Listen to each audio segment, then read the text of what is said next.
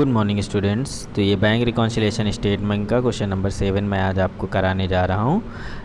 Debit balance as per cash book का ये question है। यानी कि देखिए क्वेश्चन में लिखा हुआ है कि वी प्रसाद की रोकड़ बही 790 का नाम शेष दिखाती है। नाम शेष मतलब डेबिट शेष दिखाती है, ठीक है। तो अब क्वेश्चन कैसे करना है, चेक जमा किए लेकिन अभी तक जमा नहीं हुए, चेक निर्गमित किया लेकिन भुगतान के लिए प्रस्तुत नहीं हुए, बैंक ने काटा है जो कि हमें पता नहीं चला, और बैंक ने ब्याज के रोकड़ बही में लिखे हैं जो कि हमें नहीं पता है, मतलब अपनी कैश बुक में पासबुक में लिखे हैं और हमारी कैश बुक में ये नहीं है। बैंक द्वारा उगाही किए गए लाभांश की प्रविष्टि रोकड़ बही में नहीं, यानी उसने कोई डिविडेंड बैंक ने वसूला है, मेरे खाते में जमा किया है जिसे हमें पता नहीं है, तो हमने रोकड़ बही में नहीं लिखा। तो चलिए सबसे पहले हम कैश बुक के निशान लगाते हैं। तो कैश बुक के निशान जैसे कि मैंने बताया था, चेक डिपॉजिट किया है तो हम प्लस कर लेंगे, फिर चेक को इशूड किया है तो हमारे यहाँ माइनस हो जाएगा, यानी हमने पेमेंट किया। फिर तीसरा बैंक चार्जेस, बैंक ने हमारे डेबिट किए हैं यानी बैंक ने काटे हैं, हमें तो पता नहीं होगा, तो हम कैश बुक में प्लस करेंगे, ठीक है।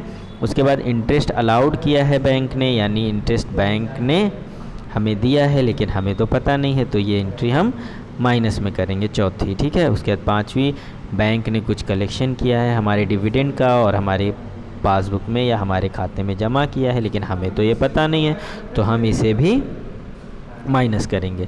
अब ये सारी एंट्रीज जब कैश बुक की हो जाएंगी आपकी, तो जब कैश बुक की एंट्रीज हो जाएंगी उसके बाद हम इनको पासबुक में चेंज कर देंगे, क्योंकि ये क्वेश्चन रूल नंबर फर्स्ट का है यानी debit balance as per cash book का है।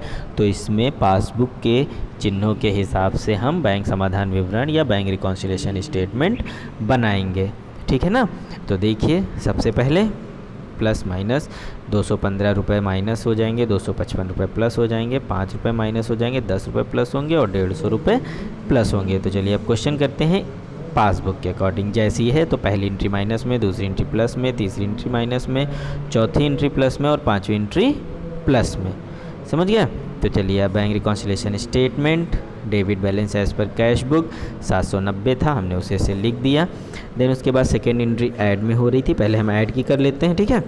तो cheque issued but not present for payment, cheque issue किया, इशू करने का मतलब होता है हमने किसी को पेमेंट दिया, तो पेमेंट दिया तो हमने कैश बुक में माइनस किया लेकिन बैंक ने पेमेंट नहीं किया है इसलिए वो प्लस में।